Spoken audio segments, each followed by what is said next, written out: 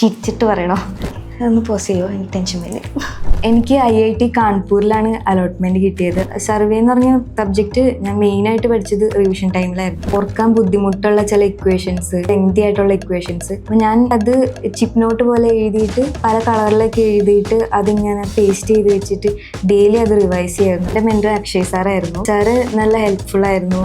എക്സാമിനൊക്കെ mark കുറയുമ്പോൾ നമുക്ക് തന്നെ തോന്നും, അയ്യോ നമുക്കിത് കിട്ടില്ല, നമുക്ക് പറ്റത്തില്ല, അങ്ങനെയൊക്കെ തോന്നും. നമ്മൾ ഡൗൺ ആയിട്ടിരിക്കുന്ന ടൈമിൽ ശരിക്കും ഒരു മെൻറ്ററിൻ്റെ ആവശ്യം നമുക്ക് എപ്പോഴും തോന്നിയിട്ടുണ്ട്. സാറുമാർ നമ്മളെ കെയർ ചെയ്യുന്നുണ്ട്, നമ്മളുടെ ആ ഒരു ഫീലിങ്സ് മനസ്സിലാക്കുന്നുണ്ട് എന്നൊക്കെ അറിയുമ്പോൾ നമുക്കും നല്ലൊരു ആശ്വാസം തോന്നിയിരുന്നു. ഫസ്റ്റത്തെ ഒരു 1 മന്ത് അത്യാവശ്യം ടഫായിട്ട് തോന്നിയിരുന്നു. പക്ഷെ സാറുമാരും എല്ലാവരും അത്യാവശ്യം നല്ലോണം നമ്മളെ കെയർ ചെയ്തു. എക്സാമിന് ടെൻഷനില്ല, ഇൻ്റർവ്യൂ.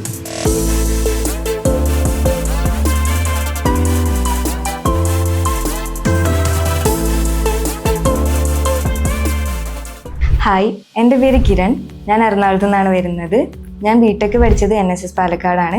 ഞാൻ സിവിലിയൻസിൽ ഗേറ്റ് TVM ഡയറക്ട് ബാച്ച് ആയിരുന്നു. ഞാൻ BTech 4th ഇയർ പഠിക്കുമ്പോൾ ഗൂഗിൾ സാറ് കോളേജിൽ സെഷൻ എടുക്കാൻ വന്നിരുന്നു. അങ്ങനെയാണ് ഞാൻ സിവിലിയൻസിനെ കുറിച്ച് അറിയുന്നത്.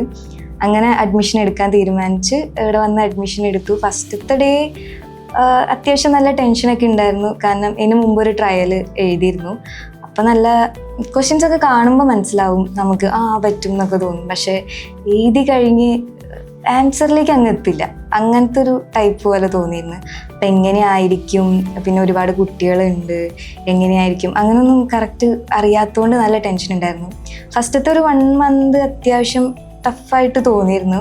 പക്ഷെ സാറുമാരും എല്ലാവരും അത്യാവശ്യം നല്ലോണം നമ്മളെ കെയർ ചെയ്ത് ഓക്കെ നിങ്ങൾക്കത് കോപ്പപ്പ് ആവും, നിങ്ങൾ ആ ഫ്ലോയിലേക്ക് എത്തി, എല്ലാം സെറ്റാവും അങ്ങനെയൊക്കെ പറഞ്ഞ് നമ്മളെ സമാധാനിപ്പിച്ച് ആ ഒരു ഫ്ലോയിലേക്ക്, ആ ഒരു പേസിലേക്ക് നമ്മളെ പയ്യെ ഇങ്ങനെ കൊണ്ടുവരില്ല ചെയ്തത്. അപ്പോൾ ആ ഒരു പെട്ടെന്നൊരു ട്രാൻസിഷൻ ഫേസ് അങ്ങനെയൊന്നും തോന്നിയില്ല. ആ ഫ്ലോയിലേക്ക് വന്നേ പിന്നെ അത്യാവശ്യം പ്രശ്നമില്ലാത്ത രീതിയിൽ തന്നെ പോയിരുന്നു ക്ലാസ്സും എല്ലാം. പിന്നെ ഹെക്റ്റിക്കായിട്ട് ഒട്ടും തോന്നിയിരുന്നില്ല. അത് അത്യാവശ്യം ഈസി ആ ഒരു ഇതിലായിരുന്നു പോയിരുന്നത്. ഡെയിലി വർക്കൗട്ട് സെഷനും പിന്നെ അസസ്മെൻറ്റ് ടെസ്റ്റ്, പിന്നെ മോഡൽ ടെസ്റ്റ്, അങ്ങനെ എല്ലാം ഒരു ഇതിലങ്ങ് പോയി, നല്ലൊരു രീതിയിൽ പോയി. സാറുമാരെല്ലാവരും നല്ലോണം മോട്ടിവേറ്റ് ചെയ്യായിരുന്നു എപ്പോഴും. നിങ്ങളിത് ചെയ്യണം, നിങ്ങൾക്ക് കിട്ടും, എന്തൊക്കെ നിങ്ങൾ നല്ലോണം ട്രൈ ചെയ്ത് നിങ്ങൾക്ക് കിട്ടും, അങ്ങനെയൊക്കെ. എല്ലാവരും ഒരേപോലെ തന്നെ കാണുന്നത്. ഒരാൾക്കൊരു ഡൗട്ട് ഉണ്ടെങ്കിൽ തന്നെ അത് ക്ലിയർ ആക്കിയിട്ടേ പിന്നെ ക്ലാസ് ഫ്രണ്ടോട്ട് പോവാറുള്ളൂ. ഞങ്ങൾക്ക് തുടക്കത്തിൽ ട്രാൻസ്പോർട്ടേഷൻ ആയിരുന്നു സബ്ജക്റ്റ് തുടങ്ങിയിരുന്നത്. അപ്പോൾ നിതിൻ സാർ ഇങ്ങനെ ക്ലാസ്സിൻ്റെ ഇടയ്ക്ക് ചോദിക്കും, നിങ്ങൾക്ക് BTech ലൈഫ് കഴിഞ്ഞിട്ട് ഇങ്ങോട്ട് വരുമ്പോൾ പെട്ടെന്ന് ടെൻഷൻ അല്ലെങ്കിൽ ഇങ്ങനൊരു ട്രാൻസിഷൻ തോന്നുന്നുണ്ടോ, നിങ്ങൾക്ക് ബുദ്ധിമുട്ട് തോന്നുന്നുണ്ടോ? ഞങ്ങളെല്ലാവരും പറയും സർ ബുദ്ധിമുട്ട് തോന്നുന്നുണ്ട്. സാർ പറയും അതെല്ലാവർക്കും ഉണ്ടാവും, പയ്യെ ശരിയാവും, നിങ്ങളൊരു 2 മാസം കഴിയുമ്പോൾ നിങ്ങളെ ആയിരിക്കില്ല, നിങ്ങൾ ഭയങ്കര വ്യത്യാസമായിരിക്കും, നിങ്ങൾ ആ ഫ്ലോയിലേക്ക് വന്നാൽ പിന്നെ പിടിച്ചാൽ കിട്ടില്ല, അങ്ങനെയൊക്കെ പറയുമായിരുന്നു. അതൊക്കെ ഞങ്ങൾക്ക് ശരിക്കും നല്ലൊരു ആശ്വാസമായിരുന്നു. സാറുമാർ നമ്മളെ കെയർ ചെയ്യുന്നുണ്ട്, നമ്മളുടെ ആ ഒരു ഫീലിങ്സ് മനസ്സിലാക്കുന്നുണ്ട് എന്നൊക്കെ അറിയുമ്പോൾ നമുക്കും നല്ലൊരു ആശ്വാസം തോന്നിയിരുന്നു. മെൻറ്റർഷിപ്പിനെ കുറിച്ച് പറയാനാണെങ്കിൽ എൻ്റെ മെൻറ്റർ അക്ഷയ് സാറായിരുന്നു. സാറ് നല്ല ഹെൽപ്ഫുൾ ആയിരുന്നു ത്രൂ ഔട്ട് ദ പീരിയഡ്. നമ്മൾ ഡൗൺ ആയിട്ടിരിക്കുന്ന ടൈമിൽ ശരിക്കും ഒരു മെൻറ്ററിൻ്റെ ആവശ്യം നമുക്ക് എപ്പോഴും തോന്നിയിട്ടുണ്ട്. ഇപ്പോൾ മെൻറ്റർഷിപ്പ് ടൈമിലാണെങ്കിലും കുറേയൊക്കെ നമുക്ക് എക്സാമിനൊക്കെ മാർക്ക് കുറയുമ്പോൾ നമുക്ക് തന്നെ തോന്നും, അയ്യോ നമുക്കിത് കിട്ടില്ല, നമുക്ക് പറ്റത്തില്ല, അങ്ങനെയൊക്കെ തോന്നും. അപ്പോൾ ഞാൻ ഇങ്ങനെ സാറിൻ്റെ അടുത്ത് പറയാറുണ്ട്, സാർ എനിക്കിത് കിട്ടൂല, അങ്ങനെയൊക്കെ പറയുമ്പോൾ സാറ് പറയും, നീ നോക്ക്, എനിക്ക് നന്നായിട്ട് കിട്ടും, എനിക്ക് എന്തായാലും കിട്ടും, ഇപ്പോൾ നിൻ്റെ പ്രോഗ്രസ് അനുസരിച്ച് എന്തായാലും കിട്ടും, എന്തായാലും ഒരു 50 മാർക്സ് അത്രയും മാർക്സ് ഇത്ര മാർക്സ് എന്തായാലും കിട്ടും, ട്രൈ ചെയ്യ് എന്ന് പറഞ്ഞിട്ട് നല്ലോണം സപ്പോർട്ട് ചെയ്യായിരുന്നു. അത് ഇപ്പോൾ എക്സാം കഴിഞ്ഞിട്ടാണെങ്കിലും ഇപ്പോൾ എനിക്ക് ഇൻ്റർവ്യൂവിൻ്റെ സമയത്താണെങ്കിലും സാർ എന്നെ കുറേ ഹെൽപ്പ് ചെയ്തിരുന്നു. എനിക്ക് ട്രാൻസ്പോർട്ടേഷൻ്റെ ഇൻ്റർവ്യൂ ഉണ്ടായിരുന്നു, ജിയോടെക്കിൻ്റെ ഉണ്ടായിരുന്നു. അപ്പോൾ സാറ് ട്രാൻസ്പോർട്ടേഷനാണ് MTech ചെയ്തിരുന്നത്. അപ്പോൾ സാറിൻ്റെ അടുത്ത് ട്രാൻസ്പോർട്ടേഷനെ കുറിച്ച് ഇങ്ങനെ ചോദിച്ചപ്പോൾ സാറ് ഇത് റെഫർ ചെയ്യണം, ഇത് റെഫർ ചെയ്യണം, അങ്ങനെ ഒരുപാട് പറഞ്ഞു തന്ന് എപ്പോഴും ഹെൽപ്പ് ചെയ്തു തന്നു. ഇപ്പോഴും ഹെൽപ്ഫുള്ളാണ് സാറ് ഫുള്ളും. മെൻറ്റർഷിപ്പ് പ്രോഗ്രാം നല്ല ഹെൽപ്ഫുള്ളായിട്ട് എനിക്ക് തോന്നിയിരുന്നു. വർക്കൗട്ട് സെഷൻസ് ഞങ്ങൾക്ക് ഓരോ മൊഡ്യൂൾ കഴിയുമ്പോഴും ഉണ്ടായിരുന്നു. അത് നല്ല ഹെൽപ്ഫുൾ ആയിരുന്നു. അസസ്മെന്റ് ടെസ്റ്റും നമുക്ക് ഡെയിലി വൈസ് ആയിരുന്നു ഉണ്ടായിരുന്നത്. വർക്കൗട്ട് സെഷൻസിൽ കൂടുതലും നമുക്ക് ടഫ് ആയിട്ടുള്ള ക്വസ്റ്റ്യൻസ് ആയിരുന്നു ഉണ്ടായിരുന്നത്. അത് ചെയ്യാൻ കുറച്ച് ബുദ്ധിമുട്ടായിരുന്നു. അപ്പൊ നമ്മൾ ചെയ്തിട്ട് കിട്ടിയില്ലെങ്കിൽ ക്ലാസ്സിൽ വന്നിട്ട് സാർമാരുടെ അടുത്ത് ചോദിക്കുക, ഡൗട്ട് ക്ലിയർ ചെയ്യുക. പിന്നെ കുറെ നമ്മൾ ക്ലാസ്സിൽ തന്നെ ഇരുന്നിട്ട് ബുദ്ധിമുട്ടുള്ള പ്രോബ്ലംസ് ചെയ്യും. പിന്നെ ബാക്കി നമ്മൾ സിമ്പിൾ ആയിട്ടുള്ളത് ഹോംവർക്ക് പോലെ വീട്ടിൽ പോയിട്ട് ചെയ്ത അങ്ങനെയൊക്കെയായിരുന്നു വർക്കൗട്ട് സെഷൻസ് വന്നിട്ടുള്ളത്. പിന്നെ റിവിഷനെ കുറിച്ച് പറയാനായിരുന്നെങ്കിൽ റിവിഷൻ നല്ല ഹെൽപ്ഫുൾ ആയിരുന്നു. സർവേ എന്ന് പറഞ്ഞ സബ്ജക്റ്റ് ഞാൻ മെയിനായിട്ട് പഠിച്ചത് റിവിഷൻ ടൈമിലായിരുന്നു. അതിൽ നിന്ന് തന്നെ ആ റിവിഷൻ എടുത്ത പോർഷനിൽ നിന്ന് തന്നെ അറൗണ്ട് 3 to 4 മാർക്സിന് പ്രോബ്ലംസും ഇതുമായിട്ട് വന്നിരുന്നു. അത് റിവിഷൻ സെഷൻ നല്ലോണം ഹെൽപ്ഫുൾ ആയിരുന്നു എനിക്ക്. നമുക്ക് ക്ലാസ്സിൽ തന്നെ ഇപ്പോൾ സാറുമാർ ഓർക്കാൻ ബുദ്ധിമുട്ടുള്ള ചില ഇക്വേഷൻസ് അല്ലെങ്കിൽ ചില പോർഷൻസ് സാറുമാർ പറയുമായിരുന്നു. മെയിനായിട്ട് ഇക്വേഷൻസ്, നല്ല ലെങ്തി ആയിട്ടുള്ള ഇക്വേഷൻസ്. അപ്പോൾ ഞാൻ പേഴ്സണലി അത് ചിപ്പ് നോട്ട് പോലെ എഴുതിയിട്ട് പല കളറിലൊക്കെ എഴുതിയിട്ട് അതിങ്ങനെ പേസ്റ്റ് ചെയ്ത് വെച്ചിട്ട് ഡെയിലി അത് റിവൈസ് ചെയ്യായിരുന്നു. കാരണം അത് ഫ്യൂച്ചറിലേക്ക് പോകുമ്പോൾ അത് ഇമ്പോർട്ടൻ്റ് ആണ്. അതേപോലെ അത് മറക്കാൻ സാധ്യതയുണ്ട്, അല്ലെങ്കിൽ മാറിപ്പോവാൻ സാധ്യതയുണ്ട് എന്ന് ക്ലാസ്സിൽ തന്നെ പറയുമ്പോൾ അതങ്ങനെ നോക്കി വെച്ചിട്ട് പഠിച്ചിരുന്നു. അപ്പോൾ അങ്ങനെ മാറിപ്പോകുന്ന പ്രശ്നം എക്സാമിന് വന്നിട്ടുണ്ടായിരുന്നില്ല. അതാണ് പേഴ്സണലി ഞാൻ അഡാപ്റ്റ് ചെയ്ത ഒരു ഇത്. എനിക്ക് IIT കാൺപൂരിലാണ് അലോട്ട്മെൻറ്റ് കിട്ടിയത്. അപ്പോൾ ഞങ്ങൾ 3 പേരുണ്ടായിരുന്നു അവിടെ. ജിയോ ടെക്നിക്കൽ എഞ്ചിനീയറിങ്ങിന് ഇൻ്റർവ്യൂവിന് വിളിച്ചിട്ട് ഇൻ്റർവ്യൂ ഉണ്ടായിരുന്നു, എക്സാം ഉണ്ടായിരുന്നു. ആദ്യം ഒരു റിട്ടേൺ എക്സാമാണ്, അത് കഴിഞ്ഞിട്ടാണ് നമുക്ക് അതിൽ ക്വാളിഫൈ ചെയ്യുന്നവർക്ക് ഇൻ്റർവ്യൂ. അങ്ങനെയായിരുന്നു. ഞാനുണ്ടായിരുന്നു, പിന്നെ ഹരിത എന്ന് പറഞ്ഞൊരു കുട്ടി ഉണ്ടായിരുന്നു, അശുതോഷ് എന്ന് പറഞ്ഞ കുട്ടി ഉണ്ടായിരുന്നു. ഞങ്ങൾ 3 പേരും റിട്ടേൺ പാസ്സായി. അത് കഴിഞ്ഞിട്ട് ഇൻ്റർവ്യൂവിൻ്റെ ആ ഒരു ഡേ ആണ് എന്ന് വെച്ചാൽ പിറ്റേ ദിവസം ഞങ്ങൾക്ക് ഇൻ്റർവ്യൂ ആണ്. തലേ ദിവസം വൈകുന്നേരമാണ് നമുക്ക് റിസൾട്ട് വരിക. ഞങ്ങൾ ഫുള്ള് ടെൻസ്ഡ് ആയിരുന്നു. ഫുള്ള് എന്താ ചെയ്യുക എന്നറിയില്ല, പ്രതീക്ഷിച്ചില്ല പെട്ടെന്ന് ഇങ്ങനെ പിറ്റേ ദിവസം ഇൻ്റർവ്യൂ എന്താ ചെയ്യുക, അങ്ങനെ ഫുള്ള് ടെൻസ്ഡ് ആയിരുന്നപ്പോൾ ഞങ്ങൾ ജിഷ്ണു സാറിനെ വിളിച്ചു.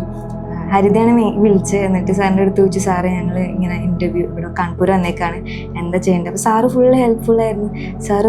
സാറ് പറഞ്ഞു, നിങ്ങൾ ഇന്ന ടോപ്പിക്കൊക്കെ നോക്കണം, ഇതിൽ നിന്ന് എന്തായാലും ക്വസ്റ്റ്യൻസ് വരും, പിന്നെ നിങ്ങളുടെ PPT സ്ലൈഡ്സ് പ്രിപ്പയർ ചെയ്ത് വെക്കണം. അപ്പോൾ ഞങ്ങൾ ലാപ്ടോപ്പും ഇല്ല, ഫോണിലൊന്നും സ്ലൈഡൊന്നും പ്രിപ്പയർ ചെയ്യാൻ പറ്റിയ ഒരു അവസ്ഥയിലായിരുന്നില്ല. അപ്പോൾ സാർ പറഞ്ഞു, നിങ്ങൾ എനിക്ക് അയച്ചായോ, ഞാൻ സെറ്റാക്കി തരാം അങ്ങനെ പറഞ്ഞ് സാറ് ഫുള്ള് ഹെൽപ്ഫുൾ ആയിരുന്നു ആ ടൈമിൽ. പിന്നെ ഞങ്ങൾക്ക് അതിൻ്റെ ആവശ്യം വന്നിരുന്നില്ല, കാരണം ഇൻ്റർവ്യൂ ബോർഡിൽ അത്രയ്ക്കും ഡീപ്പായിട്ട് ചോദിച്ചിരുന്നില്ല. പക്ഷെ എന്നാലും സാർ അത്രയും ആ ഒരു ടൈമിലും, അത് ഈവനിങ് ഒരു 6 o'clock ഒക്കെ കഴിഞ്ഞിട്ടാണ് ഞങ്ങൾ വിളിച്ചത്. ആ ടൈമിലും സാർ അത്രയും ഡെഡിക്കേറ്റഡ് ആയിട്ട് ഞങ്ങളെ ഹെൽപ്പ് ചെയ്യാൻ ഒരു ഇത് കാണിച്ചിരുന്നു. ശരിക്കും നമ്മൾ BTech പഠിക്കുന്ന പോലെയല്ല ഇവിടുത്തെ ഒരു സ്ട്രക്ചർ, ക്ലാസ് സ്ട്രക്ചർ.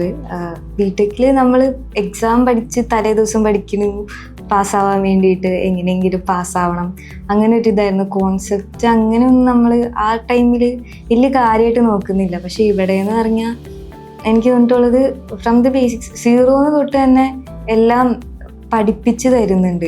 അതായത് നമ്മളിപ്പോൾ BTech കഴിഞ്ഞ കുട്ടികളാണ്, അങ്ങനെ നമുക്കറിയായിരിക്കും, അങ്ങനെ ഒരു ചിന്തയേ ഇല്ല ഇവിടുത്തെ ആർക്കും, ഒരു ഫാക്കൽറ്റിക്കും ഇല്ല.